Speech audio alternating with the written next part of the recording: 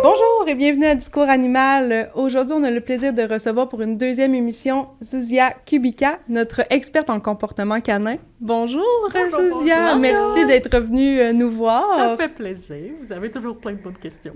Merci. Oui, c'est un gros sujet, les chiens puis tout le comportement, donc on n'a pas besoin de reparler de ton parcours. On peut voir l'épisode numéro 1 de la saison 1 du podcast, donc on pourrait commencer dans le vif du sujet. Allons-y, ça finit jamais. Non, ça finit jamais.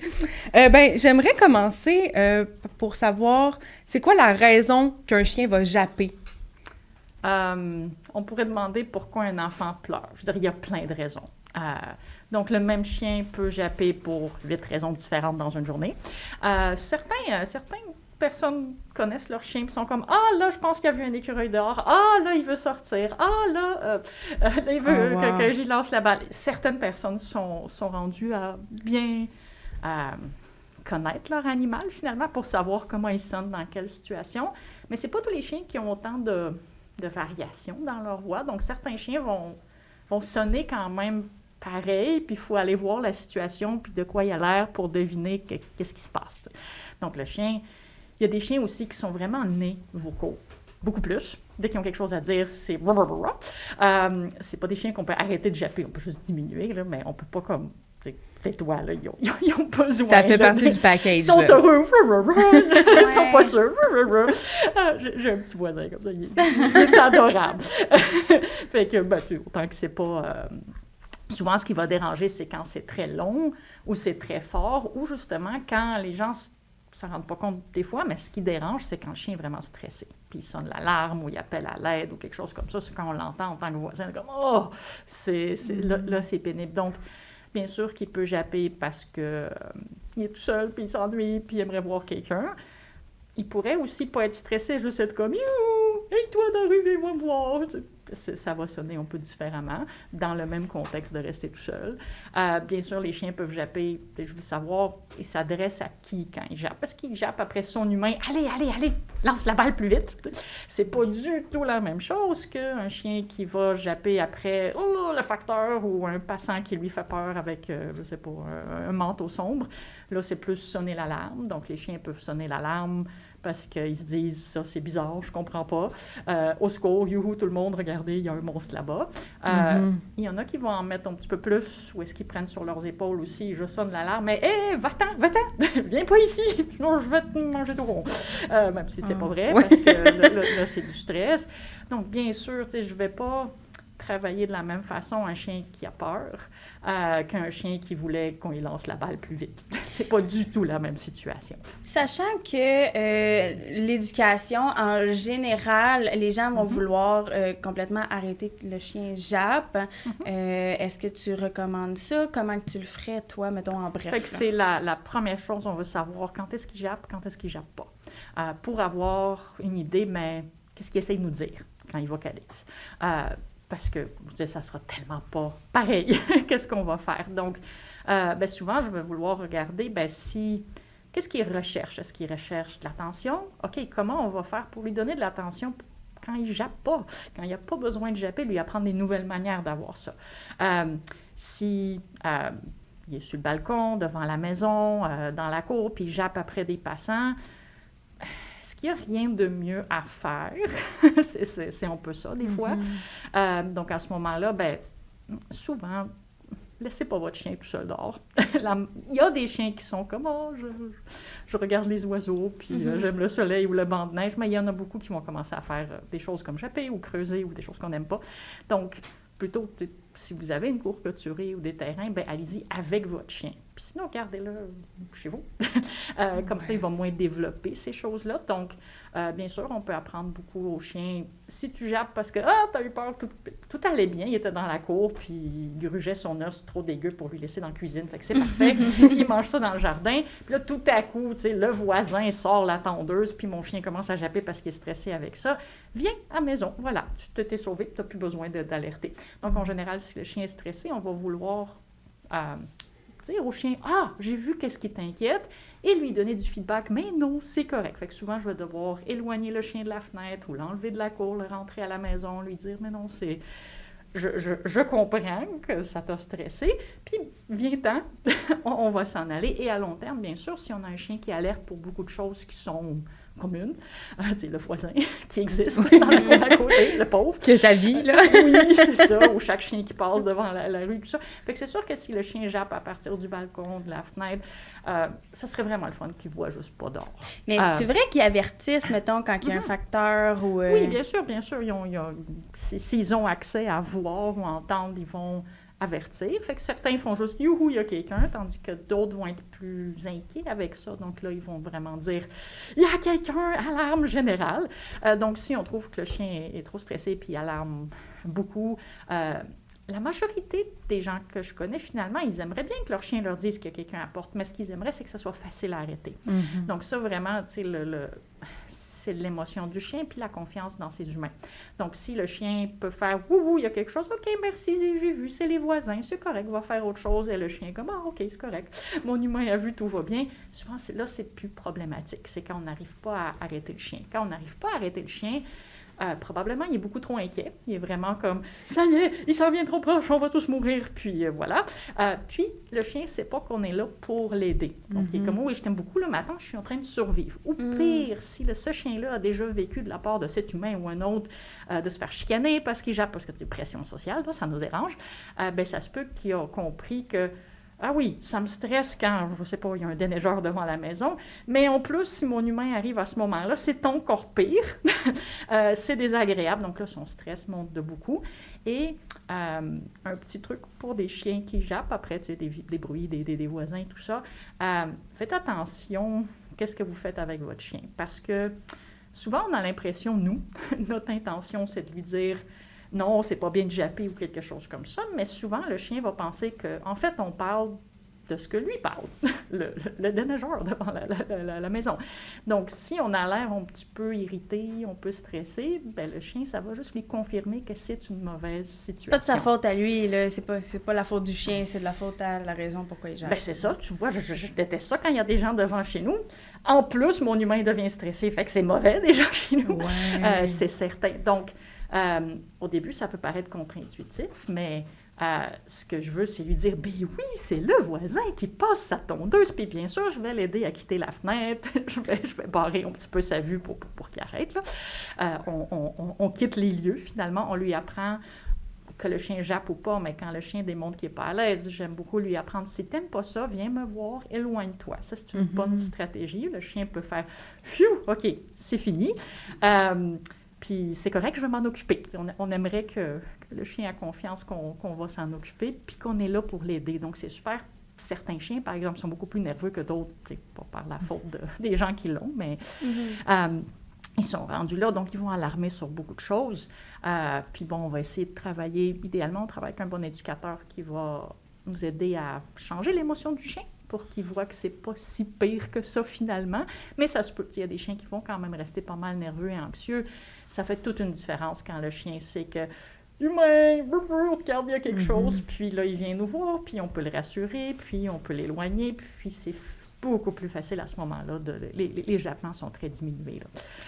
Ben oui, puis je pense aux gens justement qui vont dire « Ah ben il faut qu'il aille dehors faire ses besoins, je vais le laisser aller dans la cour et clôturer, il n'y a pas de stress pour moi. » Mais ça, c'est lui, il voit une situation qui fait peur. Oui, c'est lui, après ça, il est tout seul devant tout ça. Là. Oui, fait que, tu sais, vous dirais quand vous avez un chien qui a tendance à faire dehors, bien c'est ça, sortez-le faire ses besoins, puis rappelle. Reviens, pas trop longtemps. Puis sinon, bien, on est avec lui dehors, utilisons-le comme notre parc privé finalement, puis là, je joue avec, comme ça, je peux tout de suite voir quand il commence à stresser après quelque chose, je peux remarquer après quoi. Au pire, je le rentre, là, le temps que le voisin arrête de passer sa tondeuse. Puis, OK, ben, peut-être à long terme, j'aimerais faire des exercices précis avec mon chien pour qu'il fasse « Ah, s'il y a un voisin qui fait du bruit, c'est des bonnes choses qui arrivent, je vais me sentir mieux, je sais quoi faire. » Donc, ça, on peut évoluer ça avec de l'exercice, avec un bon éducateur, c'est sûr. Mais la prévention, c'est super. Donc, si vous avez un nouveau chien, un jeune chien, puis il commence à japper, ça va souvent arriver dans la première année. Tu sais, à 4 mois, il ne jappe pas beaucoup. Là. Puis là, oups, tu sais, à 8 mois, il a commencé à japper cette semaine. Ben, barrer sa vue des fenêtres ou son accès à la fenêtre comme vous voulez. Tu sais, les petits films collants pour les fenêtres de salle de bain sont vraiment populaires. Parce que, tu sais, toujours fermer les stores, parce que, il y a plein de chiens qui font juste les ouvrir, ou les manger, là, ça ne marche pas. Puis vivre dans le noir, c'est pas pour ça qu'on a des fenêtres. C'est très désagréable. Donc, dépendamment de la hauteur de notre chien, on peut coller ces petits films-là qui sont givrés, mais ça laisse passer la lumière. Puis moi aussi, je peux regarder par-dessus. Il y a des gens qui préfèrent planter des sets devant leur fenêtre à l'extérieur, OK. Ou bien barrer quelque part l'accès du chien pour pas qu'il se rende à la fenêtre. Donc, par exemple, leur sofa favori où ils aiment prendre du soleil, le petit chien il embarque, puis là, il y a toute la vue. Ça, c'est comme ça qu'on forme des chiens de garde si on en veut. On les met en position pour qu'ils puissent voir les chiens passer, puis ils n'ont rien d'autre à faire, puis ils se sentent un peu pris. Fait que, fait que si je veux un chien de garde, c'est ça que je fais. La plupart du temps, c'était pas ça le but. Donc, les gens vont aussi vouloir souvent que, mon chien, je pense qu'il aime ça regarder dehors. Il y a certains chiens qui ne japperont pas à la longue, la grosse majorité, oui. Donc, vous voulez vraiment voir est-ce qu'il est vraiment détendu, il cligne des yeux, puis il regarde les gens passer, puis ça va. Ou s'il commence à avoir un petit peu plus d'intérêt, un peu plus de tension, commence à les suivre des yeux un peu plus, il n'a pas l'air tout détendu, là. C'est peut-être plus une bonne idée avant que... Donc, souvent, si le chien commence à devenir vigilant puis les suivre des yeux, c'est déjà le début, là. Même avant qu'il fasse son premier ouf, là, à 7 mois, là. Ça s'en vient, viens faire autre chose. On va trouver un autre sport. Donc, regarder dehors, c'est un bon sport félin. Okay? Pour les chats, c'est super. Pour les chiens, donc le petit chien qui aimait ça, son spot sur le sofa au soleil, bien juste barrer sa vue dehors ou bouger le sofa un petit peu pour qu'il soit toujours au soleil, mais pas à la fenêtre. Souvent par... l'environnement comme ça, qu'on bouge, qu'on arrange, bien, ça fait en sorte qu'on n'a pas besoin de faire plein d'exercices puis d'entraînement. Ça va éviter des problèmes.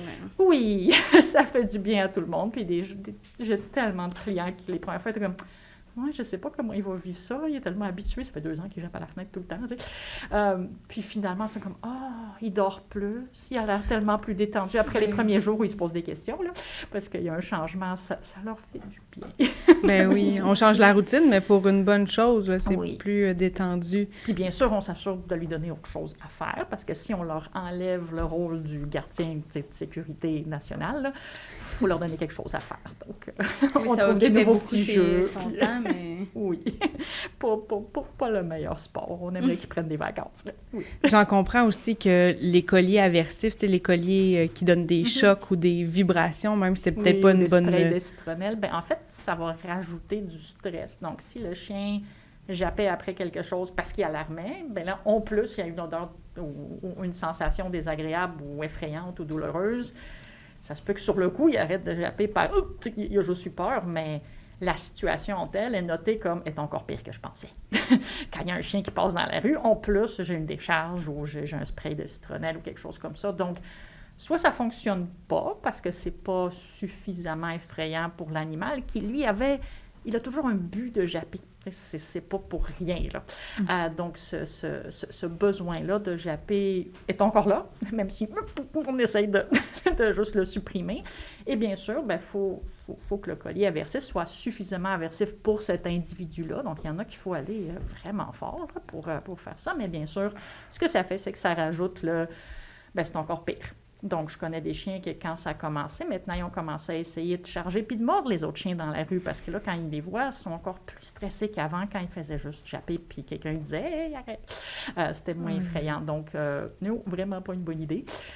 On sait que ça peut causer plus de stress et plus de problèmes. Des fois, le chien va arrêter de japper, mais il va faire autre chose. Donc, par exemple, j'ai vu ça dans des cas tristes où est-ce qu'en fait, le chien jappait quand il était tout seul parce qu'il angoissait. Il y a des chiens qui font vraiment de l'angoisse, des crises de panique là, quand ils restent tout seuls. Donc, une des choses qu'ils peuvent faire, c'est vocaliser, puis bien sûr, ça va déranger les voisins, là, ça dure toute la journée.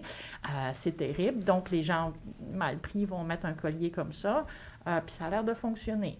Et maintenant, on se rend compte que, le chien a un nouveau bobo sur la patte, ou quelque chose. Donc, ce stress-là qu'il avait, qu'on lui empêche d'exprimer par la vocalisation, il va falloir qu'il sorte autrement, parce que la vocalisation a toujours une raison d'être. Donc, c'est pour ça que c'est toujours notre première mission en tant qu'intervenant canin de mais pourquoi il vocalise, qu'est-ce qu'il recherche, qu'est-ce qu'il a besoin d'exprimer. Donc, si le stress, il ne peut pas le sortir en hurlement, bien, peut-être qu'il va commencer à faire des ulcères d'estomac, comme une personne stressée. Ils font les mêmes choses. Peut-être qu'il va faire plus d'allergies. Peut-être qu'il va commencer à se manger les pattes, comme les humains se rongent les ongles. Il va se faire un bobo. Ou bien il va commencer à tout manger. Ou bien il va commencer à faire pipi à terre.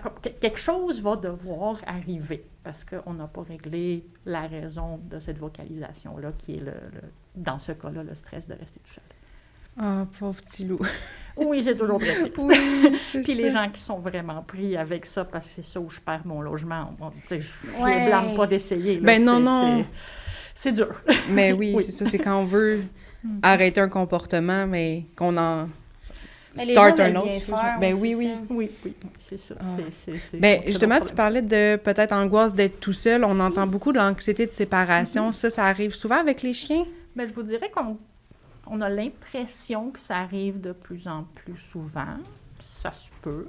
Qui sait? C'est dur à dire. Est-ce que les gens sont plus tout seuls, fait que les chiens restent plus tout seuls? Tandis qu'il y a 50 ans, il y avait encore beaucoup de madames qui restaient à la maison plus. Fait on n'est pas comme certain, est-ce que vraiment ça évolue? Mais on dirait qu'il y en a plus, ou juste on le remarque plus, mais oui. Puis on n'est pas certain, mais il y a quand même des fortes chances qu'il y a des prédispositions génétiques à être facilement stressé lorsque le chien reste tout seul. C'est sûr, c'est des chiens, c'est comme plein d'autres espèces, c'est des animaux sociaux. Donc, on forme leur famille. Certains chiens vont être corrects s'il y a un autre chien ou un chat connu avec lui, d'autres non, ça leur prend des humains, c'est individuel. Il y a des chiens qui vont vraiment paniquer quand leur humain principal est parti, même s'il y a des humains connus avec lui, ils paniquent pareil. Des fois, on peut moins que complètement tout seul, mais ça va pas, tandis qu'il y en a d'autres que OK, si je suis avec des humains qui me rassurent, je me tiens encore. Donc, des fois, les bébés chiots. Comment ça, bébé, là, à l'arrivée de l'éleveur, le petit, c'est quand même un grand stress, là. Le fait de se faire enlever de la mère et des frères et sœurs, ça peut déjà commencer. Donc, c'est normal pour un chiot de ne pas être confortable tout seul. Si vous en adoptez un, prenez quelques jours de congé, là, laissez-le pas tout seul le lendemain. Là. Ça va être normal qu'il va être terrifié. Il est trop bébé pour rester tout seul. Son instinct va dire « Ah, je vais mourir tout seul. Au secours, je vais vocaliser quelque chose. » Ça, c'est certain. Donc, il faut leur apprendre, à tous nos chiens, il faut leur apprendre ça graduellement. Mais il y a des chiens, c'est comme, voyons, ça avance pas les exercices comme ça devrait. Donc, des fois, ça va apparaître bébé chiot. Des fois, ça va apparaître suite à un traumatisme. Donc, bien sûr, des chiens qui ont été abandonnés à la SPCA, qui changent de famille. Mais des fois, dans la même famille, mais des déménagements, des changements d'horaire. Donc, par exemple, je me rappelle un cas vraiment extrême où est-ce que le chien paniquait tellement qu'il a essayé d'aller rejoindre ses humains en brisant la porte vitrée. Il habitait au 2e étage, puis c'est les gentils voisins en bas qui l'ont ramassé, qui l'ont emmené chez le vétérinaire parce que, bien sûr, il y a une patte brisée à sauter du 2e étage. Oh mon Dieu! Oui, je m'excuse. Mais c'est ça, c'est vraiment des crises de panique. C'est pas... fait qu'il y a des chiens que c'est beaucoup moins pire, ils font juste japper toute la journée, ou ils font pipi, ou ils mangent des affaires. Donc, mais c'est tout... Ils font pas exprès. Ils paniquent. Donc, des fois, les chiens vont commencer après qu'on a changé d'horaire. Donc, ce chien-là dont je parle, en fait, quand il est arrivé chiot, son humain était malade. Il était toujours à la maison, puis ça l'a vraiment aidé à guérir, avoir un chiot. Mais éventuellement, il allait bien, il est parti au travail, puis oups, le chiot, lui, a fait, ben je sais pas, il est tout seul. Pas du tout, puis probablement, il était prédisposé. Puis la prédisposition génétique chez nos chiens, ben veut pas, là, ça fait longtemps qu'on aime ça, reproduire des chiens qui sont attachés aux humains. T'sais, le but d'un humain d'avoir un chien, la majorité du temps de nos jours, c'est pas pour faire un chien de berger, un chien de garde, un chien de travail. Ça va être un compagnon. Donc, on aime ça, des chiens qui se lient à nous, qui n'ont pas l'air trop indépendants. Mais veut pas, ça peut aller trop, trop loin. Donc, si quelqu'un a ce genre de problème-là, la première chose, filmez votre chien quand vous commencez à partir et que vous partez. Puis là, ben, si vous le voyez paniquer, juste revenez, là, c'est correct, mais vous avez ce film-là. Et là, contactez un des intervenants qui est vraiment spécialisé en anxiété de séparation. Donc, on en a quand même plusieurs au Québec. Puis ce qui est le fun, c'est que ça se fait virtuellement. Donc, on n'est pas obligé d'être dans la région parce que l'intervenant ne voudra pas comme venir faire différent en étant là. Le but, ça va être de donner des exercices pour que le chien apprenne à se sentir détendu lorsqu'on quitte. Donc, il y en a que ça prend plus de temps que d'autres. Il y en a qui vont avoir même besoin de médication pour ça, pour les aider, mais ça va prendre des exercices. Je ne conseille vraiment pas pour n'importe quel problème de comportement, que ce soit pour les chiens ou pour les humains. Je ne conseille pas la médication seulement. La médication est une aide qui, des fois, est nécessaire dans certains cas de grosse panique, là. Ça aide vraiment, mais ça va prendre vraiment des exercices graduels. Et ces exercices-là fonctionnent. Ils sont juste longs et plates à faire. Ben, c'est comme tout, là, un processus de changement de comportement. Il y a des comportements qui sont vraiment plus vite à régler. C'est pas mon favori parce que c'est juste répétitif et long. Mais c'est efficace. Mais il faut s'assurer de faire affaire avec des intervenants qui sont habitués de faire ça parce que et s'ils vous disent « Ah, laissez un petit chose à manger à votre chien, puis de la musique, puis faites attention de ne pas y dire allô en revenant », ça ne sera pas suffisant pour un chien qui fait vraiment de la panique. On a déjà entendu aussi, tu sais, laissez-le, puis il va s'habituer à être tout seul. Si tout va bien, il va s'habituer, mais ça prend énormément de résilience de la part de cet individu-là, et ça prend un bagage génétique vraiment solide au niveau comportemental, d'avoir une belle adaptation. Et probablement, chez l'éleveur, il fallait déjà qu'il y a beaucoup de défis à son rythme, qu'il a réussi pour faire comme « Ah, OK, je m'adapte à plein de choses. » La majorité de nos chiens, malheureusement, n'ont pas tout ça. Donc, à ce moment-là, ils n'arrivent juste pas à s'adapter. Donc, c'est sûr que des fois, c'est plate, là, mais on commence à créer un problème quand le chiot est là les premières nuits parce qu'on s'est fait dire, puis des fois par un éleveur, ça je comprends pas, mais de juste le laisser pleurer la nuit dans sa cage, il va s'habituer. Ah, ça me brise le cœur. C'est un bébé, je veux dire, on disait ça pour les bébés humains, là, il y a pas quelques décennies, là, on sait le dommage que ça fait. Ben non, c'est un bébé, il a besoin d'être avec quelqu'un. On vient de l'enlever de la mère et des petits. Fait que soit vous le faites dormir, tu sais, la cage à côté de votre lit, des fois avec notre bras dedans, soit quelqu'un d'autre dans le salon où est la cage, comme vous voulez. Il y a des chiots qui sont tellement pas bien que, carrément, aller dormir en cuillère avec, c'est ça que ça va prendre. Vous voulez faire ce qu'il faut les premières nuits avec les chiots pour qu'ils dorment. Fait qu'ils vont se réveiller pour avoir des besoins, quelque chose, c'est normal. Mais vous voulez qu'ils se sentent assez sécures, malgré qu'ils n'ont aucune idée où c'est qu'ils sont fait dognapper. Ils ne reconnaissent personne pour qu'ils dorment. Comme ça, qu'est-ce qu'ils font? Ils pratiquent que, OK, je me sens en sécurité dans cette nouvelle place, je dors, ça va, on fait attention à moi. Puis peu à peu, à travers les jours, les semaines, on va pouvoir ne plus dormir en cuillère avec. Si on veut dormir en cuillère avec pour la vie, c'est pas grave. Okay? C'est vraiment pas grave. Il y a pas de... On sait très bien que c'est pas ça qui va causer l'anxiété de séparation, par exemple, ou ce genre de choses-là. Donc, autant que le chien vous laisse dormir, puis vous laissez dormir le chien, puis que le chien vous mord pas les pieds quand vous bougez, vous pouvez dormir avec votre chien si vous avez le goût. Mais bien sûr, il y a plein de gens qui sont comme « Non, j'ai chaud, je me réveille parce qu'il se lèche, il se gratte. » C'est correct. Fait que si vous n'avez pas le goût de dormir avec votre chien, juste allez-y graduellement avec un nouveau chien ou un chiot. Donc, que ça soit un bébé chiot, ça c'est certain, là, il y a besoin que ça soit graduel. Comme avec un enfant, au début, un bébé va avoir besoin de notre présence, puis éventuellement, il est capable de dormir tout seul dans sa chambre. ça va plus vite avec les chiots qu'avec les enfants. Courage! Quand on adopte un chien, justement, mettons, d'un refuge, pour mettre tout en place pour éviter le plus possible qu'il en fasse, c'est quoi qu'il faut faire? Faut-tu faire la même chose? Je ferais comme avec un chat. Donc, je l'observais, je veux dire, peut-être le chien adulte est comme, oh, chouette, moi, le sofa, là, ou le truc là-bas, c'est là je vais dormir. OK, il n'a pas besoin de moi. OK. Mais je planifierais quelques jours de travailler à la maison, de congé, de quelqu'un qui vient pour ne pas tout de suite le laisser beaucoup longtemps, les tout premiers jours. On va y laisser les repères.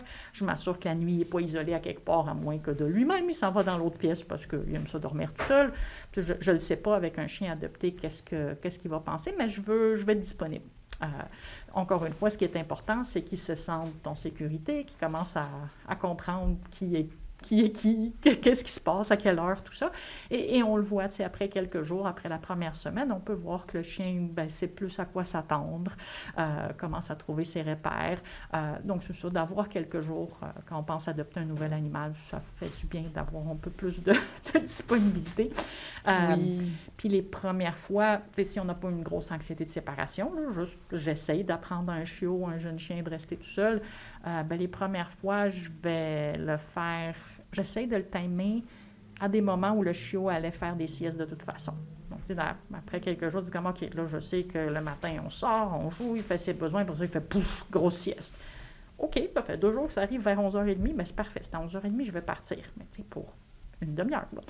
Idéalement, je reviens avant qu'il se réveille. Mais c'est un petit peu bête à dire, mais si je veux, par exemple, qu'un chien apprenne à bien se sentir en cage, bien, ce qu'il va falloir que je fasse, c'est qu'il se sente bien en cage. Mm-hmm. Si j'aimerais que mon chien se sente détendu lorsque je quitte, bien, en fait, ce qu'il va devoir vivre, c'est se sentir détendu quand je quitte. Donc, comment je fais ça? Je choisis le moment où est-ce que je le fais, dans quel état est le chien à ce moment-là. Tu sais, bien sûr, s'il a couru, tout ça, puis il est comme « Ah oui, laissez-moi tranquille, je vais juste lécher mon petit truc, gruger mon truc ou faire une sieste. » C'est l'idéal. Puis je le fais très court, donc il n'y a pas le temps de commencer à faire « Ouais, mais attends, tout le monde est parti, qu'est-ce qui se passe? » Et là, l'anxiété commence à accumuler, donc idéalement, on le fait très petit. Puis de nos jours, c'est vraiment le fun, toutes les technologies qu'on a, on peut le filmer. Donc, on peut l'espionner. Donc, enfin, Facebook Live dans mon groupe privé de moi puis mon conjoint. Là. On laisse un vieux cellulaire qui filme le chien, on part, puis là, je peux voir, il est-tu correct? Qu'est-ce qu'il est en train de faire? Donc, servez-vous de la technologie pour espionner vos chiens, surtout les premières fois, ou avec un nouveau, un jeune chien, comme périodiquement, juste voir s'il n'y a pas de changement, si avant que les voisins vous appellent, qu'ils jappent, là, on va s'en rendre compte. C'est toujours bien. C'est vraiment une bonne idée, les caméras, puis... Ah oui, puis tout le monde a ça maintenant. Ben oui, c'est ça. On en trouve tellement. Il y a 25 ans, quand je commençais, où est-ce que, c'était compliqué, là, Maintenant, c'est vraiment un bel outil, là. Pour, quand on adopte un chiot, on parle beaucoup de socialisation. Je voulais savoir, qu'est-ce qu'on fait quand on est rendu à la maison? Comment on peut bien socialiser, en fait? Fait que la première chose la plus importante, c'est de comprendre que la socialisation, c'est quoi le but, en fait? Le but, c'est que le jeune chiot, qui est encore très flexible dans son petit cerveau normalement, apprenne que la nouveauté, c'est correct, c'est pas dangereux. Il est comme ouvert un petit peu plus à la nouveauté, puis éventuellement, bon, ça, c'est les choses que je connais, ça, c'est les choses que je connais pas. Donc, un chien qui va avoir raté un peu dans sa socialisation, bien, on voit plus tard que, les endroits nouveaux, les choses nouvelles, les gens nouveaux, c'est difficile. Donc, le but, c'est vraiment que la nouveauté ait pensé les 5 sens. C'est curieux, c'est correct. On aimerait qu'il soit curieux de la nouveauté et pas effrayé. Donc, des fois, on va entendre dire « Ah, il faudrait qu'il voit tant de personnes, tant de chiens, tant de nouveaux lieux. » Mais ça dépend du chiot. Donc, tout dépend, il est rendu où quand je l'adopte. Donc, il y a des chiens qui ont eu la chance de provenir d'un super éleveur avec un super programme de socialisation. Eux autres, je peux vraiment rencontrer 20 personnes différentes par semaine puis aller à 5 lieux différents, puis il va être capable de le prendre. Mais ce n'est pas tous les chiens qui ont cette capacité-là rendue à 8 semaines. Donc, s'il a vu beaucoup moins de nouvelles choses ou sa génétique est plutôt craintive, il faut que je le prenne là où est-ce qu'il est. Donc, ce qui est super important, c'est, même avant pendant que vous l'attendez, lisez tout ce que vous pouvez sur le langage canin. Regardez des vidéos, parce que la première chose que je voulais savoir, c'est comment mon chiot se sent en ce moment. Puis, l'affaire plate avec les chiots, c'est qu'ils s'expriment souvent pas aussi fort qu'un adulte. Ça se peut qu'il est là, puis il subit, puis il n'aime pas trop ça, puis il a mal au ventre, mais il n'est pas en train de se débattre, il ne jappe pas comme avec un chien plus adulte. Donc, c'est plus facile de le manquer.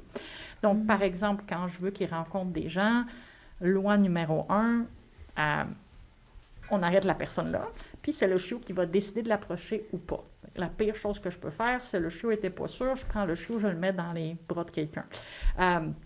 Ou je le coince finalement, puis les gens l'approchent. Parce que ça lui apprend que si t'aimes pas ça, tu peux pas fuir. Ça, plus tard, ça veut dire que si t'aimes pas ça, tu fais « rah », parce que c'est tout ce qui te reste plus vieux. Donc, on veut vraiment que le chiot puisse observer, puis décider « Ah, ben, je suis curieux, je vais approcher ».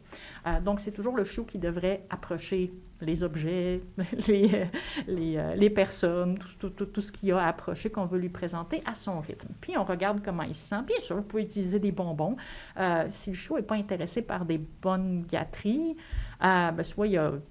Regardez la situation. Si ça fait plusieurs bonbons qu'il mange, il a peut-être juste envie. Là. Il devrait aller faire son numéro 2, puis il va recommencer après. Mais normalement, quand il commence à être moins intéressé par les bonbons, c'est parce que là, il commence à être stressé. Donc, à ce moment-là, c'est clair que s'il ne va plus manger du petit poulet bouilli ou quelque chose de bon comme ça, du foie, peut-être c'est trop difficile, on recule. Donc, si j'étais proche, par exemple, des enfants qui jouent au parc, j'en ai pas chez moi, j'aimerais habituer mon chien à des enfants, bien, de loin, on les observe, on mange nos petits poulets, on joue, OK, puis ils s'habituent qu'ils existent, puis peut-être qu'il y en a un ou deux qui vont venir nous voir, mais pas 18 en même temps. Puis s'il y en a 6 en même temps, bien, je les mets en ligne. Fait que le chiot va les voir un par un, mais très important que ce soit le chiot qui vient les voir. Puis bien sûr, on peut donner des gâteries aux gens, aux enfants pour en donner à notre chiot, mais il faut vraiment être là pour le protéger. Si je vois que le chiot est comme « Ouf, on me touche beaucoup la tête, je trouve ça envahissant », hop, je le mets derrière moi, je l'enlève de la situation. Donc, sauvez votre chiot dès qu'il commence à trouver ça fou, c'est un petit peu difficile, c'est un peu intense. Puis peut-être que dans 3 semaines, il va être correct si on respecte son rythme. Donc, quand je vais avoir 2 chiots que je suis pour leur maternelle, finalement, bien, on ne fera pas la même socialisation nécessairement parce que je vais les prendre là où est-ce qu'ils sont. Fait que je vais voir qu'il y a des chiots qui, définitivement, les dehors sur des rues bruyantes, c'est trop difficile, mais les gens, ils aiment ça, tandis que l'autre chiot, bien, les gens, il n'est pas sûr, tandis que les bruits le dérangent moins. Donc, on ne va pas mettre l'accent sur les mêmes choses. Puis, essayez de rechercher, fait que même si vous n'avez pas 36 amis pour venir le voir, puis pour une voiture, où est-ce que je peux tout le temps aller quelque part de nouveau, pensez juste à l'amener à des différentes places. Fait que ça peut être à pied, puis les chiots ne marchent pas beaucoup. Là, fait que c'est bien correct. Vous le portez, allez 3 coins de rue plus loin, déposez-le et laissez-le regarder, renifler, écouter, puis essayer de jouer avec un petit peu, rendre ça plaisant. Fait qu'à cet âge-là, souvent, on ne prend pas des marches. Là. On existe dehors. Ce qui est important, c'est qu'on existe dehors. Le chiot, physiquement, il est fait pour la chasse aux papillons. Toudoum, toudoum, toudoum, plomp. Puis là, il gruge une feuille morte. Parfait. Poudoum, poudoum, plomp. Il n'est pas capable de faire des grosses marches. Fait que souvent, les gens vont être comme « Oh, il n'arrête pas de s'arrêter. » C'est normal, là. Ses pattes sont toutes molles. Il n'y a pas de problème. Fait que juste portez-le quand vous essayez d'arriver quelque part. Puis juste exister à différents endroits. Puis remarquer comment votre chiot se sent. Fait que s'il est comme curieux, il se pose des questions. « Oh, c'est quoi ça? » Mais OK, il prend le bonbon, il recommence à jouer, tout va bien. S'il commence à être un petit peu écrasé à terre, tendu, il n'est pas trop intéressé par la nourriture, peut-être c'est trop bruyant, peut-être qu'il y a trop de mouvement, peut-être qu'il commence à être fatigué, allez quelque part de plus calme ou revenez. Allez-y en petite séance aussi. Il y a des sorties de 3 heures, des fois ça fait notre affaire à nous, mais pour un petit chiot, il va être fatigué. Il y en a qui sont bons à s'endormir n'importe où, là. Mais il y en a qui sont moins bons, fait qu'ils ont besoin de... au moins, on peut se réfugier dans la voiture, par exemple, puis faire une bonne sieste. Puis après ça, on pourrait peut-être faire autre chose. Donc, pensez à faire des petits repos siestes dans une grande journée là, que vous planifiez la fin de semaine de socialisation de votre chiot. Puis si vous n'avez pas l'opportunité où la météo est affreuse, il y a du smog, puis c'est la canicule, si vous ne voulez pas aller dehors... et vous n'avez pas nécessairement un centre d'achat où vous pouvez aller proche de chez vous, quelque chose comme ça, bien, même à la maison, il y a plein de choses qu'on peut faire. Donc, des petits obstacles qui sont pas difficiles, mais juste coller un manche de balai à terre, puis avec des petits bonbons, j'y apprends à lever ses 4 pattes par-dessus. Où je colle des sacs de papier, des sacs de poubelle, puis éventuellement des feuilles d'aluminium à terre, puis à son rythme, donc je le force pas. Je mets des bonbons vraiment proches du bord pour qu'il soit pas obligé de piler dessus pour en manger, mais éventuellement, il est capable de de marcher. Donc, juste marcher sur différentes surfaces. Ça, juste amener des nouveaux objets qui ne seront pas dangereux, puis vous mettez des petits bonbons à terre, puis tout ça, juste changer, parce que dès que vous amenez des nouvelles boîtes, mettons de l'épicerie, ben ils sentent autre chose. C'est des nouveaux objets. Donc, vous pouvez aussi juste faire jouer différentes choses. Maintenant, sur l'Internet, là, c'est gratuit, vous pouvez trouver n'importe quoi. Fait qu'à bas volume au début, mais vous voulez voir s'il y a certains bruits qui sursautent plus ou quelque chose. Ah, OK. Donc, si vous trouvez qu'il y a vraiment certains bruits, que le chien est très sensible à ça, ça, c'est des tendances génétiques, souvent, de sensibilité de bruit. Ça, je dirais, appeler un éducateur rapidement là, avant que ça grandisse pour le plus tôt possible commencer à lui montrer que c'est pas épeurant, ces bruits-là. Puis amener des odeurs. Donc, par exemple, si on faisait ça beaucoup durant la COVID, quand on avait beaucoup de gens enfermés un peu partout, puis on voulait que le chiot puisse rencontrer des gens, mais on ne pouvait pas trop rencontrer des gens.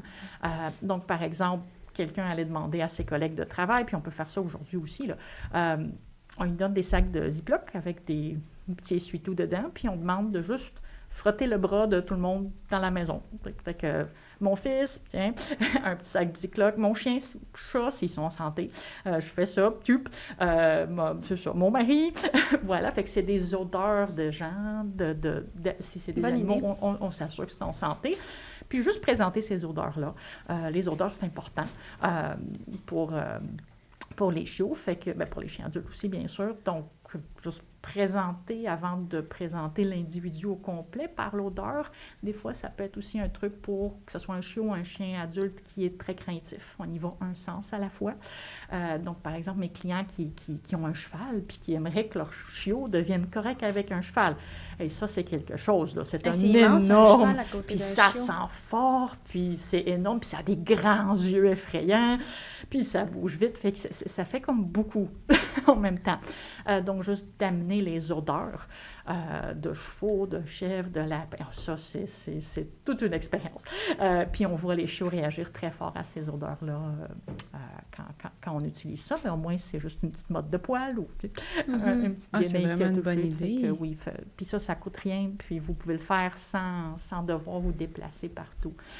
C'est certain. Fait que quand vous pensez socialisation, moi, je trouve que c'est pas un bon mot qu'on a trouvé, socialisation, parce que socialisation, ça fait très social. Donc, les gens vont vraiment penser à les gens, les autres chiens ou peut-être les autres animaux. Ben oui, moi, j'étais sûre. En fait, c'était juste pour, justement, les Non, gens ou ça, les... C'est la nouveauté en général. Donc, pensez vraiment 5 sens, marcher sur des surfaces différentes, la vibration quand on est dans une voiture puis ça bouge.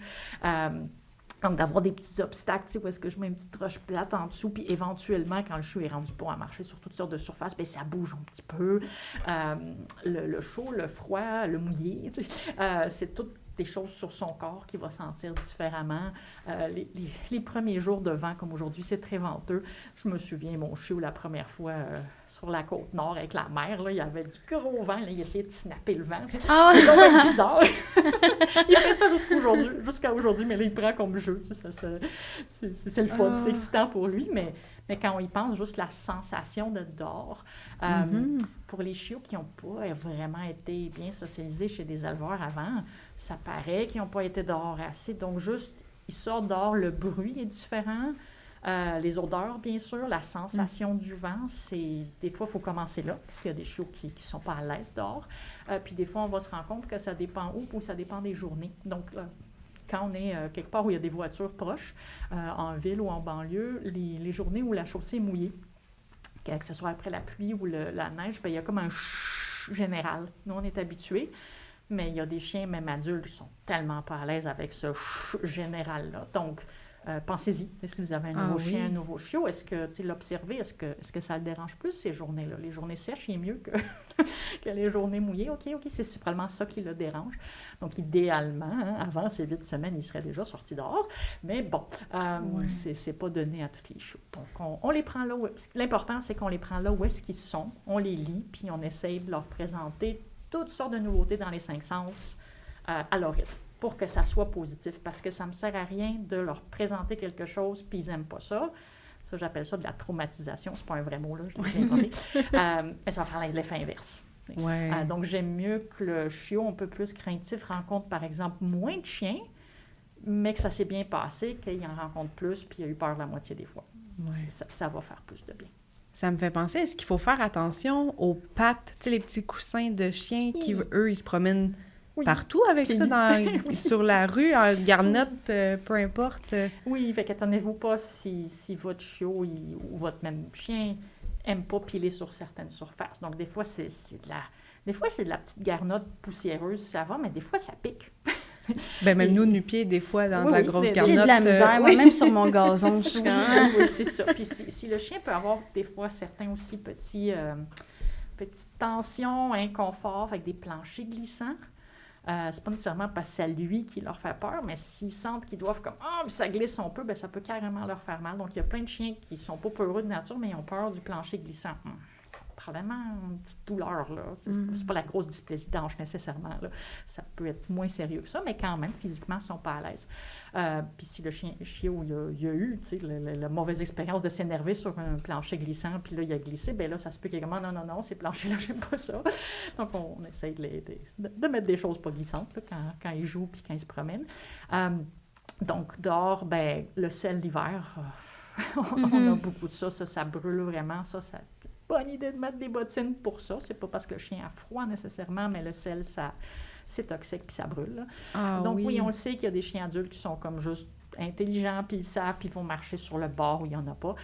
Mais juste traverser la rue dans la slush pleine de sel, c'est vraiment nocif si on est incapable de mettre les bottines, parce que je sais qu'on n'a pas commencé de bonne heure, des fois ça peut être très difficile. Au moins rincer les pattes en rentrant, là, parce que c'est toxique. On peut mettre des crèmes aussi, si ça ne protège pas autant qu'une botte, mais j'ai le temps de faire une petite marche là, dans le sel avant que ça commence à aller dans la peau. Puis l'été, la chaleur, bien sûr. Fait qu'à l'ombre, faites-le marcher sur le gazon un petit peu plus. Allez-y, tu sais, matin, soir, bien sûr. Puis juste toucher l'asphalte, là, sur le dos de votre main, là, quand ça brûle, ben. Puis bien sûr, des chiens adultes vont avoir la peau un peu plus résistante là, qu'un bébé chiot qui c'est tout neuf, fin, tout neuf, oui, c'est ça. Donc, c'est pas parce que votre chien est adulte, ça lui fait pas mal aux pattes que votre chiot va nécessairement être correct. Donc, c'est pas grave. Vous pouvez toujours... on a fait un bout à l'ombre, il faut vraiment que je me rende là. Si votre chiot est encore portable, ben juste prenez-le dans vos bras, comme ça, il ne marchera pas soit dans la slush, soit sur le soleil brûlant. Puis, essayez ça, c'est sûr que... c'est de la peau comme tout le monde. Ben oui, c'est ça. Puis des fois, moi, je trouvais ça bien drôle, les chiens avec les petites bottes, justement, là, qui marchent dans la rue, mais c'est important. C'est une bonne invention, parce que, tu sais, les gens vont dire « Ah, mais dans la nature, il n'y en a pas. » Oui, mais dans la nature, ils n'ont pas de sel, ils n'ont pas d'asphalte brûlant. Tu sais, le gazon au soleil, il ne brûle pas. Bien, surtout, ils peuvent se promener où ils veulent, là. Ils sont comme attachés en laisse. Ils n'ont pas les surfaces pas naturelles. Fait que si vous vivez dans le bois, peut-être votre chien en a moins besoin, ou seulement quand il fait moins 60, ou quand il y a de la glace, tu sais, qui transperce vraiment. En tout cas, c'est beaucoup plus rare qu'ils en ont besoin sur des surfaces naturelles. Mais, trottoirs et rues. Est-ce que la socialisation qui englobe les 5 sens, c'est aussi pour les développer, ces 5 sens-là? Ah, bien, c'est sûr que ça va le faire, oui. Justement, tu disais les odeurs. C'est sûr que peut-être qu'il y a des chiens qui n'ont comme pas pensé à utiliser leur nez. Bien, c'est sûr qu'ils ont un odorat, ils sentent, là. Bien, on le voit qu'il y a des chiens qui adorent pister, puis ils ont le nez à terre tout le temps, puis ils sont toujours curieux de qu'est-ce qui se passe, puis il y en a d'autres moins. Mais si on commence à jouer à des jeux de cherche le bonbon avec ton nez et tout ça, bien, ils le découvrent, puis ils commencent à le faire de plus en plus. Fait que des fois, j'ai vu des chiens de petite taille, tu sais, que les gens voient moins comme des chiens, là. Puis il y en a qui ont découvert, tu sais, comment chnouf, à terre, tout ça, à l'âge de 8 ans, tu sais, tout à coup. Parce que la personne a eu l'information, puis elle a fait « Ah ouais, mon chien, il renifle pas, je vais commencer à jouer à des choses d'odeur avec lui. » Puis ça se développe, voilà. Fait qu'il n'est jamais trop tard non plus pour essayer. C'est le fun d'enrichir, tu sais, leur vie, finalement, là, comment ils l'aperçoivent. Puis aussi, bien, pour les vieux chiens, ils peuvent, comme les humains, ils peuvent devenir un petit peu aveugles, ou complètement, ou sourds. L'odorat semble rester là. À moins de gros problèmes neurologiques, là, l'odorat reste là. Puis, c'est ça, un vieux chien, tu sais, quand il n'y a plus le plaisir de courir après sa balle, tout ça, bien, renifler des nouvelles odeurs, c'est très, très chouette pour lui, là. C'est un beau sport de senior, ou de chien en convalescence, aussi. Oui, parce que c'est une bonne alternative. Oui, ça nous sauve un petit peu, là. Oui. Puis, pour la marche en laisse, est-ce que tu pourrais nous donner des trucs ou la meilleure laisse? La laisse, ben, je vous dirais, il faut rester légal. Donc, 6 pieds, je pense que c'est le plus long qu'on a le droit là, de se promener partout. Je ne prendrais pas plus court que ça. Bien sûr, je peux la tenir plus court le moment où est-ce que je croise quelqu'un, je traverse la rue, mais au moins le 6 pieds de laisse. Et s'il y a des endroits plus privés, quelque chose où est-ce que je peux en mettre plus, je peux avoir une longe sur un harnais confortable, ça, c'est vraiment chouette parce que c'est juste beaucoup moins fatigant pour tout le monde. Le chien peut s'arrêter de renifler, je ne suis pas obligée de m'arrêter à chaque fois. Tu sais, chacun a son rythme un petit peu. Donc, quand on pense marcher en laisse, le plus important, finalement, c'est que, on n'a pas, la majorité du temps, on n'a pas le même rythme naturel. Donc, vous avez probablement tous déjà marché avec quelqu'un qui marche trop vite pour vous ou pas assez vite. C'est fatigant. Donc, la personne qui doit tout le temps attendre, tu sais, la personne qui marche moins vite, c'est fatigant d'être toujours sur le frein. Puis, si on est celui qui se vient, c'est comme « attends, moi! Ouais. » C'est dur. Fait que les petits chiens sont chanceux parce qu'une personne qui marche moyennement vite, eux autres, ils peuvent trotter. Et ça, c'est vraiment comme plus facile pour eux. Autant qu'ils ne restent pas trop derrière puis que la personne se rend compte que si le chien voulait s'arrêter, arrêtez-vous. Mais les moyens grands chiens, à moins qu'on marche vraiment vite ou on fait du jogging, là, ce qui n'est pas la majorité d'entre nous, en tout cas pas mal la majorité du temps, mais sont tout le temps sur le frein. Les pauvres, il faut leur apprendre ça, bien sûr, de comment devenir meilleur à nous attendre, puis à changer comment ils marchent. Fait qu'une laisse qui... j'aime beaucoup une laisse normale de 6 pieds, autant qu'elle est confortable pour vous à tenir et confortable du côté du chien. Donc, si j'ai un petit chien, allez-y avec des petites clips de qualité, mais qui ne sont pas super lourdes. Là. Je suis passée.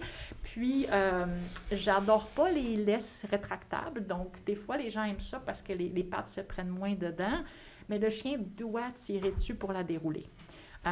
Et ça, je l'ai vraiment remarqué quand je commence à apprendre un chien en éducation à comment maintenir sa laisse détendue, puis l'humain aussi. Ils n'aiment pas ça.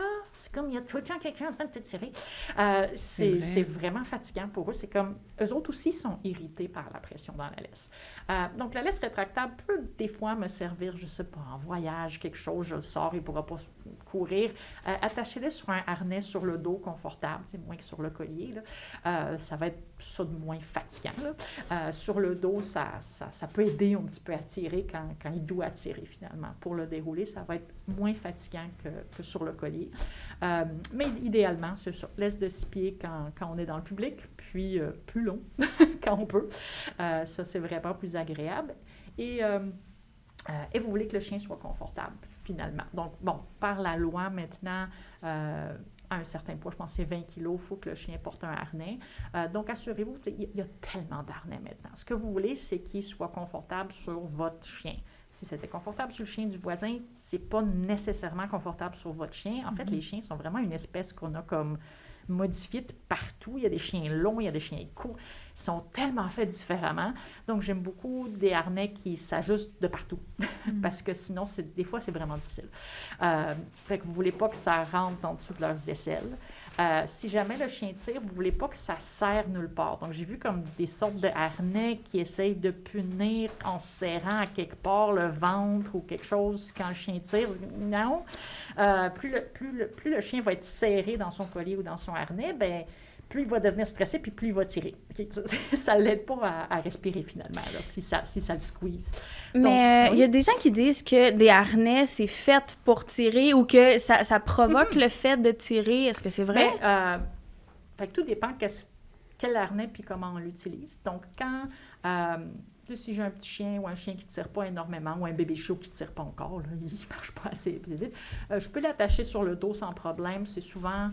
le plus facile parce que ça s'en mêle moins dans les pattes, puis le chiot le mange moins aussi parce que ça s'en va moins devant son visage. Puis si je commence à éduquer mon chien à ne pas tirer là, ça va être parfait, on peut garder ça à vie. Si on arrive avec un chien qui, il est déjà grand puis il tire, souvent ce qu'on va faire, c'est trouver un harnais qui s'attache bien à l'avant, sur son poitrail. Donc ça, ce que ça fait, c'est que quand il tire, ça le tourne un peu vers nous. au lieu de lui donner plus de force à tirer, comme quand c'est sur le dos. Donc, moi, mes chiens se promènent facilement avec les harnais sur le dos parce que ils ont appris à ne pas tirer. C'est ça. Mais c'est sûr que si, on arrive avec un chien, je viens d'adopter un chien, ce chien-là, il tire, puis c'est ça, il est assez grand qu'il fait mal au bras. Harnais attaché à l'avant, souvent, va nous aider pendant l'éducation, puis après ça, peu importe, encore une fois. Des fois, c'est vraiment rare. Ça va être comme 2 fois par année là, que je rencontre un client que ça serait une bonne idée. Quand le chien, malgré un harnais à l'avant, peut vraiment renverser la personne, là, donc on parle de proportion d'humain et chien, y en a cheval qui sont humain. forts, là, ouais. Oui, style cheval humain, ours humain. Dépendamment, la dame avec l'ostéoporose à 65 ans qui... C'est une cliente à moi, elle avait ramassé un chiot abandonné dans un fossé, on ne sachant pas à quel point il va être gigantesque. Donc, là, le harnais n'était pas suffisant, puis elle, c'était vraiment dangereux là, à cause de sa condition et tout ça. Donc là, on a vraiment utilisé ce qu'on appelle les harnais de tête, donc les Alti, les Gentle Leader. Ce sont des harnais qui se mettent sur le museau, un petit peu comme sur un cheval. Maintenant, si on l'utilise, c'est vraiment uniquement quand on a vraiment peur pour la sécurité de la personne au bout de la laisse. Je ne fais jamais ça avec un chien moyen ou petit. Il n'y a aucune raison. Mais de un, faut qu'il soit bien ajusté, que ça ne rentre pas dans ses yeux, tout ça. Puis il faut apprendre au chien à aimer mettre son nez dedans, d'être correct, à l'avoir sur le nez. Donc ça se fait, mais ça demande juste un petit peu de préparation. Et quand je l'utilise, le danger, c'est que si le chien s'oublie, puis il y avait un écureuil, il n'y a rien qui le prépare pour comme un coup sur la tête, un coup sur le cou, voilà. C'est pas comme un cheval. Si vous avez vu un cheval, son cou, il est vraiment grand et musclé, là. C'est pas comme les chiens. Donc, pour protéger de ça, ce que je vais faire avec les quelques clients qui en ont besoin, c'est de toujours utiliser 2 points d'attache. Donc, soit une laisse avec 2 clips au bout, puis moi je tiens le milieu, soit 2 laisses carrément. C'est comme ça va être plus facile pour cette personne-là. Fait qu'il y a une petite laisse qui est attachée au frein d'urgence, le Alti, le Gentle Leader. Et celle-là, je la veux légèrement plus longue que l'autre bout de la laisse ou l'autre laisse qui va être attachée sur le harnais, sur le collier, comme on veut. Donc, la majorité du temps, t'es au bout de la laisse, non, mange pas ça, ça va tout se faire sur le harnais ou sur le collier. Et celui qui est attaché au museau va rester détendu. Juste ça va faire la différence que le chien ne va pas essayer de l'enlever tout le temps. Parce que quand il y a tout le temps de la pression sur son nez, c'est fatigant. Mais ça a l'air tellement inconfortable. Oui. Fait que si on s'assure de bien le présenter et qu'on le garde lousse, et là, uniquement quand la personne fait « Oh mon Dieu, j'ai besoin de mon frein d'urgence », là, elle applique les 2, c'est vraiment plus vivable pour le chien, puis on risque moins des blessures au cou, finalement. C'est certain. Mais c'est vraiment rare. La plupart des gens qui sont tentés de l'utiliser, c'est parce qu'ils n'ont pas eu une bonne...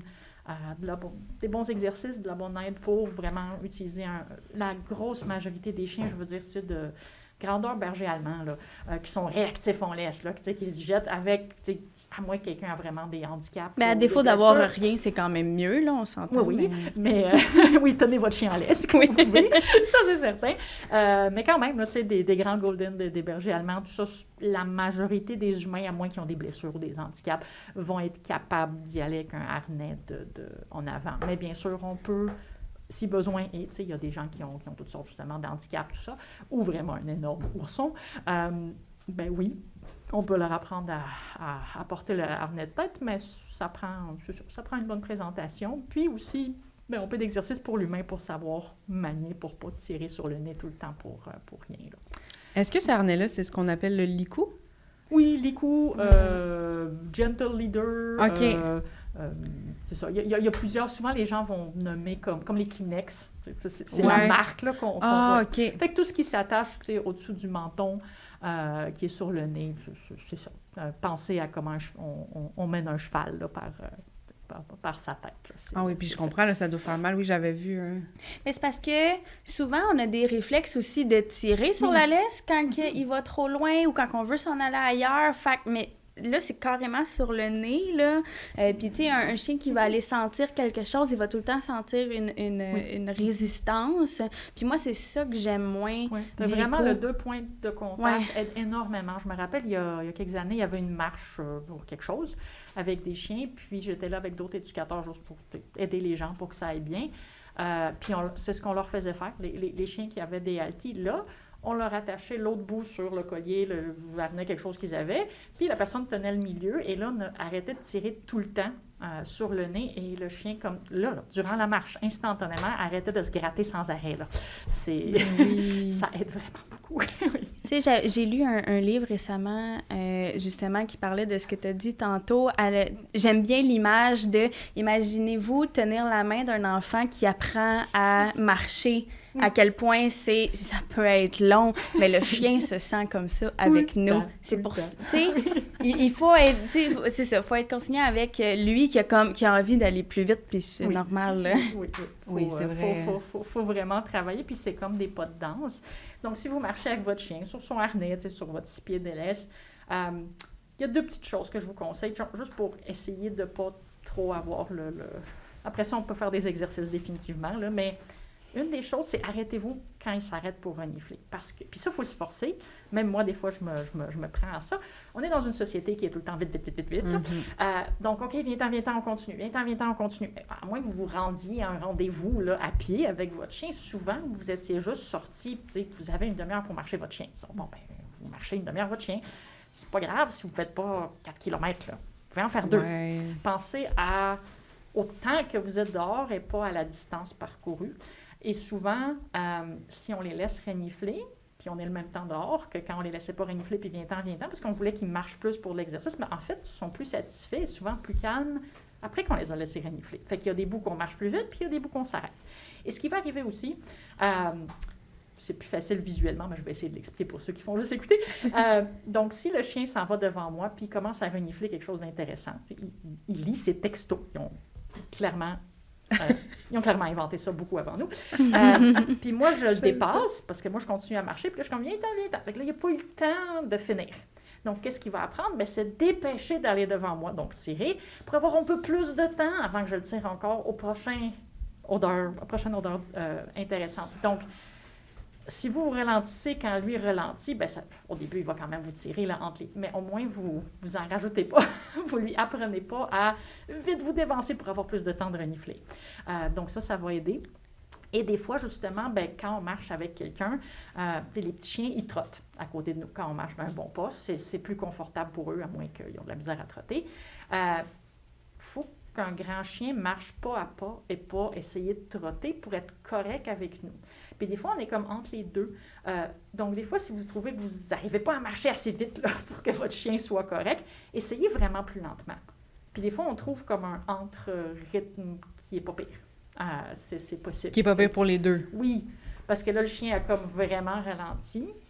Puis là, on arrive à peut-être un degré là, où est-ce qu'on peut moins décaler. Parce que des fois, le pire, c'est entre les deux où le chien, comme, il trotte presque, mais la fois qu'il marche, mais il trotte presque, il faut qu'il marche. Puis moi, j'essaie d'aller plus vite, mais j'y arrive pas. Donc, oui, des fois, ralentir. Si vous n'arrivez pas à accélérer, essayez de ralentir. Oui. Des fois, ça peut aider. J'avais aussi... qu'est-ce que tu penses de... en fait, pourquoi il y a une loi sur les harnais, puis pas le collier, pas le choker, pas d'autres... à la base, c'est pour la sécurité publique. Donc, ils voulaient juste être certain qu'il y a de quoi sur un grand chien qu'on est capable de tenir, là. C'est certain. Mais pourquoi, comme à la Ville de Montréal, justement, quand le projet Montréal est arrivé au pouvoir, bien, ils ont compris, à force de travailler avec des gens comme moi, puis la SPCA, puis tout ça, pourquoi un chien mord? Parce que eux, ce qui les intéresse, c'est pas tant le bien-être animal, mais heureusement, ça va ensemble, c'est la sécurité publique. Donc, qu'est-ce qui va faire en sorte qu'un chien risque d'être plus à risque en société? Donc, plus réactif, pourrait snapper un passant, un jogger, un chien qui passe. Ben, c'est s'il a mal ou il a peur. C'est pas mal ça. Des fois, il peut y avoir une maladie bizarre, là, mais en général, ben, c'est pour ça que des chiens vont agresser. Ils ont mal à quelque part ou ils ont peur, ou les deux. Donc, tout ce qui est...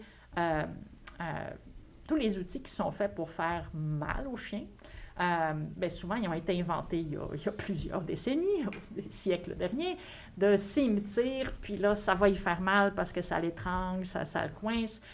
il va comprendre qu'il ne faut pas tirer. La plupart du temps, peut-être qu'il arrête de tirer un petit peu quelques heures. Là. Puis après ça, il pense juste que, bon, ben maintenant, c'est ça, il faut que je traîne mon 65 kilos d'humain derrière sur un truc qui étrangle, puis il tire pareil. Mais à la base, les humains ont essayé d'inventer des outils pour essayer de punir tirer, mais sans montrer au chien comment ne pas tirer. Le problème avec ça, c'est que quand est-ce que le chien tire? Donc, on a par exemple le jeune chien qui est comme « Ouais, des copains, ouais, des enfants, il aime tout le monde, il est super social. » Et là, il tire, puis il nous arrache le bras, parce qu'il est rendu à 7 mois, mon boxeur, là, fait que ouf! Il a grandi, ça fait mal à mon épaule, je m'en vais à l'animalerie, quelqu'un me dit « Ah, achète le collier qui le serre, qui le pique, tout ça, quand il va comprendre de ne pas tirer. » Ben non, il va peut-être tirer un peu moins, puis après ça, il va recommencer. Il va juste s'habituer, malheureusement, à cette douleur-là. Mais le problème, c'est à quel moment il va ressentir la douleur. Ça va être un moment où est-ce qu'il tire. Et quand est-ce qu'il tire, c'est « Oh, j'ai vu un chien, out! J'ai vu un chien, out! J'ai vu un chien, out! » Qu'est-ce que ça va finir par faire? À place de faire « Oh, chouette, un autre chien! » On n'a pas un autre chien. Et là, on a un risque. Ça, c'est comme la recette la plus populaire qu'on voit où est-ce que les chiens deviennent réactifs en laisse, puis après ça, ils essaient de charger les autres chiens, ou les enfants, ou les gens. Fait à quel moment le chien voulait aller voir quelqu'un, et là, ouch! Nous, on essayait de lui dire non, c'est mal tiré. Le chien va l'associer probablement à ce que lui portait attention et pas faire de l'introspection. Ah oui, j'aurais pas dû tirer. Ils n'ont pas vraiment des sens de religion comme ça, et d'introspection. Fait que il y a beaucoup plus de chances que le chien associe finalement la douleur, l'inconfort que ces objets-là lui causent à ce qu'il regardait à ce moment-là. Donc, un petit peu comme votre question tantôt, à la fenêtre, si le chien jappe puis on a un collier à citronnelle ou électrique ou à vibration, ben il va l'associer à ce qu'il voit par la fenêtre. Ouais. Donc ça, c'est carrément dangereux. On sait que des chiens qui ont... on le voit dans notre pratique, là, les chiens qui ont vécu des dressages avec des outils qui font mal, ils ont plus de problèmes d'agressivité, de nervosité, ils sont plus à risque. C'est certain, il faut réparer ces traumatismes-là après, il faut réparer ces associations-là. Heureusement, pour la plupart du temps, on peut, si on s'y met. Donc, si vous avez un chien qui a vécu ces affaires-là, ben, on peut encore défaire les associations. Mais il existe des entraînements... des exercices plaisants qui devraient être comme un jeu pour l'animal, tout ça, qui apprennent au chien comment tirer et pas tirer. C'est tout à fait possible d'y arriver sans y faire mal. Puis la pire chose qui va y arriver, c'est que s'il tire, on ne continue pas à avancer, mais on lui explique comment faire pour continuer à avancer. Puis ça, c'est en général dans tous les apprentissages. Des fois, les humains, on est très bon à faire comme « Non, c'est pas ça, non, c'est pas ça ». Notre société fonctionne beaucoup par comme ça. Oui. Mais de lui dire c'est quoi la réponse, c'est quoi la bonne réponse pour venir changer finalement ce qu'il fait va être super efficace. En fait, on s'en rend compte sur les humains. Si vous pensez à des gens qui travaillent dans l'économie, dans la psychologie, en économie et tout ça, bien, ça fait longtemps qu'ils l'ont compris. Fait maintenant, on a des pétropoints, puis des air miles, puis en fait, qu'est-ce que font des compagnies depuis longtemps maintenant? C'est que si tu fais le bon comportement désiré, acheté chez eux, ils nous donnent des petites nananes. Fait il faut comme 45 000 points pour avoir un café, là. Mais quand même, on a un petit plus, puis ça renforce le fait d'aller chez Pharmaprix ou Jean Coutu, ou le contraire.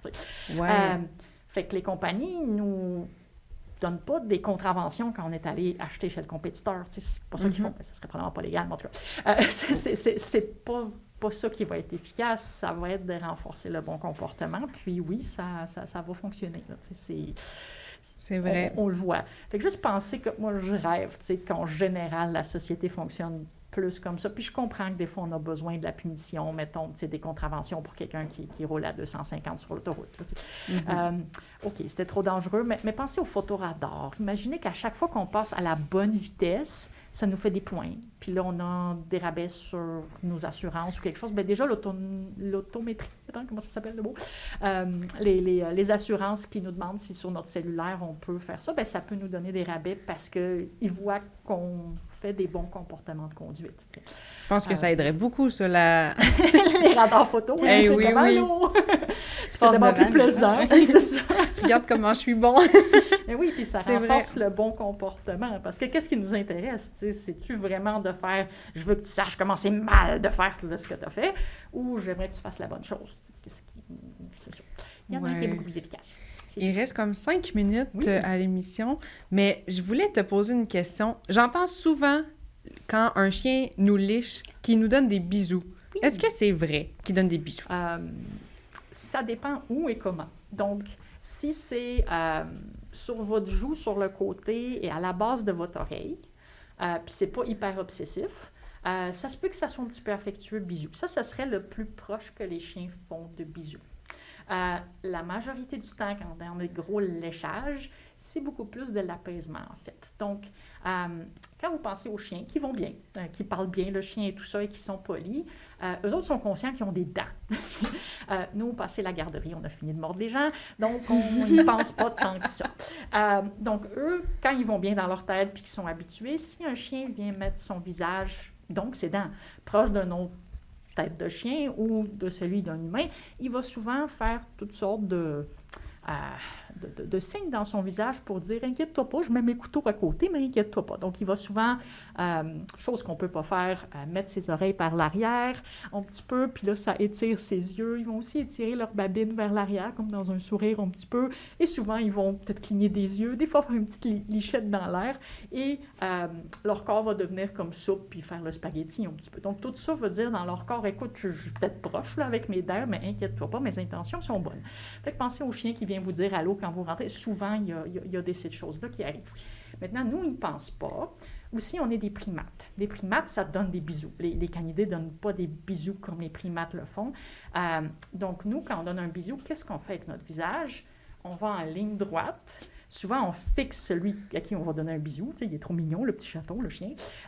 Et on met nos lèvres vers l'avant, puis on y va en ligne droite. Si j'étais un chien avec ce fascia-là, ça veut dire que je vais te snapper. Donc, il y a plein de chiens qui sont comme « Ah! Tu vas me snapper! » quand j'essaye de donner un bisou. Donc, il y a plein d'enfants et d'adultes qui se font mordre au visage quand ils essayent de donner un bisou à l'animal, puis l'animal a juste eu trop peur. La majorité de nos chiens sont comme « Bon, elle fait encore semblant de me mordre. » Mais ils ne sont pas aussi stressés. Donc, ce qu'on voit, c'est que ils nous lèchent comme « S'il te plaît, enlève tes dents de là. » T'es beaucoup dans ma face. Donc, quand nous, on essaye de trop arriver avec notre face vers notre chien, ça se peut qu'il nous lèche pour, s'il te plaît, enlève-toi de là. Donc, si vous recevez comme la langue au fond de la gorge, comme un French, là, c'est sûr que c'était de l'apaisement. Ah ouais. Et pensez qu'est-ce que vous étiez en train de faire.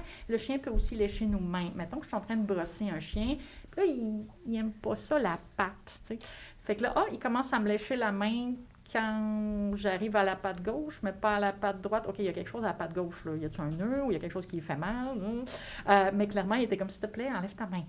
Fait que ça, c'était pas des bisous. Donc, vous voulez être conscient de ça. Maintenant, le chien pourrait juste venir, me lécher le bras, parce qu'il est habitué de communiquer avec moi, mais à ce moment-là, c'est pas obsessif. Mm-hmm. Il va juste venir faire chnouf, hey, lèche. Ah oui, OK, tu voulais quelque chose, tu voulais sortir. D'accord. Fait que c'est pas obsessif comme ça. Ça peut être juste une petite communication de vous deux qui fonctionne bien depuis longtemps. Il y a des chiens aussi qui vont nous lécher soit le matin en se levant, soit le soir en se couchant. Puis ça peut être comme un toilettage, apaisement de tout le monde. Donc, il y a des chiens qui ont besoin de gruger ou de lécher un objet aussi, juste pour s'apaiser le soir, pour faire ça. Et des fois, c'est social. Donc, je connais des clients qui, comme, doivent arrêter leur chien de lécher les oreilles de l'autre chien parce qu'il fait faire des infections. À force de lécher, c'est un petit peu intense. Il y a des chiens qui vont lécher eux-mêmes des objets, des gens comme beaucoup. C'est un petit peu comme les gens qui se rongent les ongles. Ça peut être un peu nerveux. Donc, je regarde en général l'anxiété, la nervosité de ce chien-là, si c'est vraiment obsessif. Mais la majorité de nos chiens, vous voulez voir la différence, si je venais de l'envahir ou le chien pensait que j'allais l'envahir. Puis là, il vient me lécher. Donc, ça vous est peut-être déjà arrivé. Le chien est un petit peu plus loin. Je me penche ici pour mettre mes souliers. Le chien s'en vient puis il me lèche. Mm-hmm. Il est déjà sensible au fait que je me suis penchée comme plus à son niveau. « Oh mon Dieu, t'es là, fait que je te lèche pour drapeau blanc, tout va bien. » Donc, pour éviter de se faire lécher autant, si vous n'aimez pas super gros ça, ou si vous voulez juste comme pas stresser votre chien, essayez d'être conscient de votre poids, de la direction de votre visage. Donc, vous pouvez imiter un chien poli quand vous êtes proche d'un chien avec votre visage. Donc, moi, ce que j'aime bien, c'est tourner ma tête de côté au chien. Donc, je ne suis pas face, mais je suis de côté. Je cligne les yeux, j'étire mes lèvres dans un sourire. C'est pas grave s'il va vous dent ou pas. C'est pas ça qui va être épeurant. Ça va être les lèvres vers l'arrière, on ne mord pas, puis les lèvres vers l'avant, ça, c'est inquiétant. Fait que juste étirer vos lèvres vers l'avant, vers l'arrière, justement. Vous pouvez aussi faire ça, c'est un bon son pour pas mal tous les mammifères. Puis il y a des chances qu'à ce moment-là, il y a beaucoup de chiens qui vont approcher puis qui vont me renifler à la base des oreilles. On le voit moins parce que la plupart de nos chiens sont stérilisés puis on les laisse pas juste comme creuser des femelles puis des balles à gauche à droite. Mais si vous allez dans des pays où les chiens sont libres dans la rue, tout ça, et vous voyez des petites danses d'amour, ben ça va être souvent, ils vont se renifler puis des fois faire une léchouille vraiment à la base de l'oreille. Puis c'est pas obsessif, là. C'est des petits... Fait que ça, si votre chien vous le fait des fois, ça, c'est vraiment affectueux. C'est ce que j'appellerais le plus un bisou. Qui est le plus proche. Oui, définitivement. Hey, merci beaucoup, Merci Josiane, beaucoup d'avoir été Toujours là. super intéressant. Est-ce que tu peux peut-être nous rappeler où on peut te contacter? Le mieux, c'est par mon site puis le courriel, donc coeurcanin.com. Voilà. Merci beaucoup. Merci.